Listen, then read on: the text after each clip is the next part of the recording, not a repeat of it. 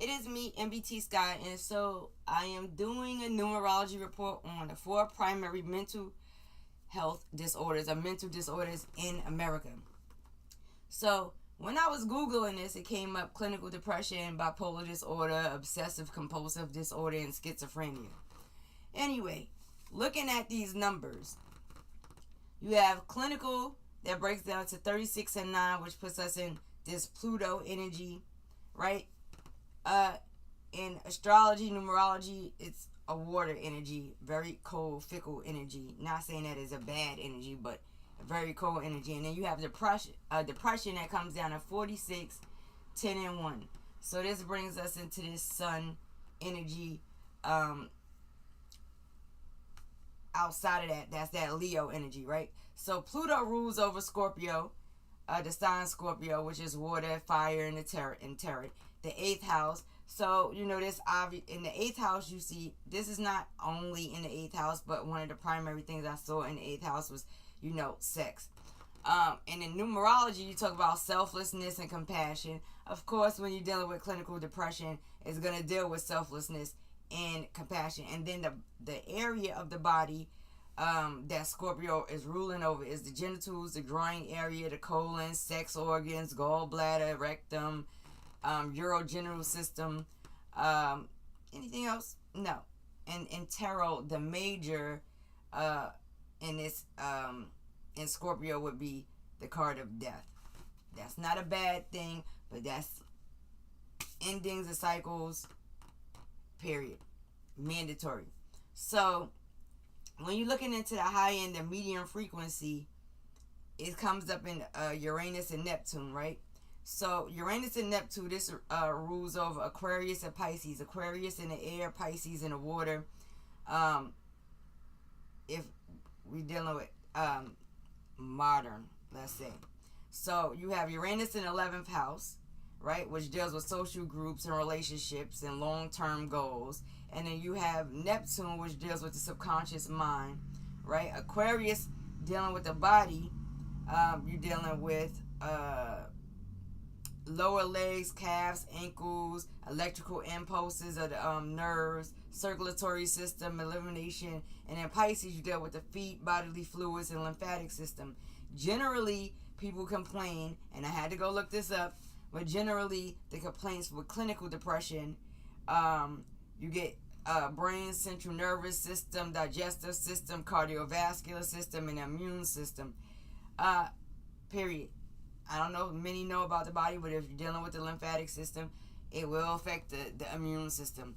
Meanwhile, moving right along, when we get into the next planet, which comes in this lower vibration in tarot, the sun is the sun.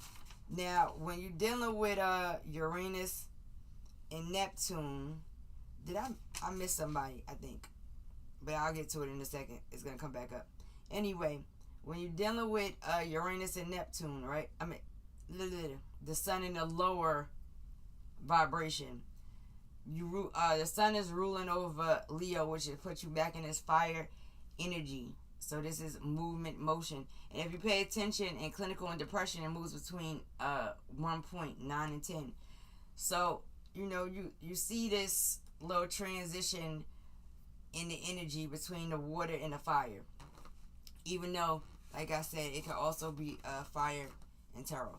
Anyway, back to the sun. You're dealing with individuality, leadership, and then when you're dealing with the body, you're dealing with the chest, the upper back, the heart, the spine, the cardiac system, and then you're dealing with the major arcana, which is strength. And then you're dealing with the 5th house. So this is pleasure, children, romance, creativity, and hobbies. That's all comprised in clinical depression, no matter how we cut the cake, right? This is how I look. So you see it in numbers. You get to see it in a little bit of tarot. You get to see it in astrology. You get to see how the zodiacs associate with different areas of the body. And so you see all of that in clinical depression. And then if people go into it a little bit further, then you'll find that there's certain colors that deal with these certain areas of the body. There's certain foods that deal with the certain areas of the body, and certain elements that deal with these areas of the body, obviously. to deal with them. So now you get into bipolar disorder.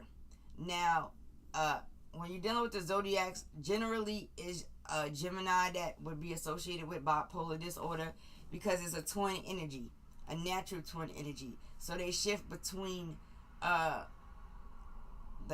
fire and the water, but just in a different frequency. So you're looking at this sun energy again, and we already spoke about how the sun rules over Leo. And then you're dealing with this 11 and 2, which, you know, me personally, you're dealing with the moon, but you also dealing with that high priestess energy if you like tarot, right? So when we dealing with the moon, this is ruling over the sign of Cancer, which is a water energy. You're talking about in numerology a duality, unions, partnerships. So of course, when you're dealing with somebody with a bipolar disorder, it would affect partnerships, unions, all that kind of stuff, right? And then you're dealing with the body, which is the chest, breast, stomach, uterus, diaphragm, upper alignment system. And then in the 6th house, you have how one sees themselves, family, and environment. All of this is going to shift in that way. So you're dealing between action, thought, warm energy, and then you're dealing with this subconscious energy, right? When you're dealing with the 11 and 2. But overall, it's pretty even across the board, high, medium, low. Still comes in this Jupiter energy. And Jupiter rules over Sagittarius, which is also a fire energy. So you see this shift between strength in the major, the high priestess in the major, the moon in the major, and then you're dealing with who's in the major for you know, I have to put my notes for you. Who is it? Let me go look. I thought I wrote it down. I might have to do it over. Let me see. I did. Hold on, I got you. Okay, we got the wheel. I had to write this down because it's a lot. But anyway, this wheel. So you have, when you're dealing with the wheel, of course, you're talking about good fortune, all of that good stuff, luck, good luck, and stuff like that. But you also talking about cycles as well, life cycles, karmic cycles, energetic cycles. So this is a cycle that goes back and forth between this twin energy in the expression of creativity, movement, motion, and then subconscious thought. Back and forth. And remember, when you're dealing with high priestess or the moon, you're dealing with a subconscious energy and a conscious energy, and then you got this Jupiter energy that pops out, dealing with the body, the thighs, the sciatic nerves, lower spine, liver, autonomic nervous system, and so on and so forth. Now, when you're dealing with bipolar disorder, right, the general, let's be fair for Gemini, because technically, you know, when you're dealing with disorder, it's a Gemini thing. So that's ruled by Mercury, which is an air energy anyway, regardless. So we got some air in there if you want to put the actual zodiac to, you know, what is usually associated with people who commonly have it. And then you're in the 3rd house. So you're dealing with mentality, expression, communication. And then you're dealing with the Lovers, which is a major in tarot, which represents the Gemini energy, right? Dealing with parts of the body is arms, shoulders, hands, lungs, nerves, and the nervous system. And then the general complaints for people with bipolar disorder is the brain, spine, the central nervous system, for the most part. Now, when you're dealing with obsessive compulsive disorder, it's when you look at the numbers, it looks like it's kind of comprised of both clinical depression and and bipolar disorder at the same time, just with a super repetitious energy, which is funny because you would think that the wheel would come down here, but being that it seems to be both of these in one, you'll get all of that and that, right? So we have, once again, the Uranus and Neptune, right, which we spoke about for clinical depression. And then you see Pluto again, which we spoke about for clinical depression. And then you see the moon pop up here, which comes up in this disorder, because it's the same word, clearly, right? So you got this moon energy, you got this Pluto energy, and so you're moving between air, water, and then this very cold, stiff energy, and then this repetition that goes on. Now we got the 2 that comes in the lowest frequency on both of them. So let's say that would be the imbalance in there. I don't really have to get into it, but let's move forward, right? So side note, that still puts you in the 8th, still puts that in the 8th house. We don't have to go into that because we already just discussed it in clinical depression and in bipolar disorder. Now, when we get to schizophrenia, which comes out pretty darn even, high frequency, medium frequency, and low frequency, yeah, we back into Uranus and Neptune again, which pops up in the clinical depression and pops up in obsessiveness. It's not really popping up, it doesn't really pop up at all clearly in bipolar disorder, but you see it in the high frequency, medium frequency for clinical depression, and then you see it here in obsessive. I'm not a doctor or anything, but I'm sure that in schizophrenia there can be some sense of obsessiveness, and I'm sure there could be all of these 2. Even though I feel like it's more balanced in the Uranus and Neptune energy, regardless, that Aquarius, Pisces, 11th house, 12th house energy, right? So the general complaints for schizophrenia would be structural brain abnormalities, difference in brain chemicals, neurotransmitters, dysfunction of the atomic, which again puts you in this Sagittarius. This area usually is affected and ruled in the Sagittarius energy. Not saying that it can't be in others, and this is not something that, everybody that's a Sagittarius, everybody that's a Gemini. It's not that. I'm just looking at it in numbers, right?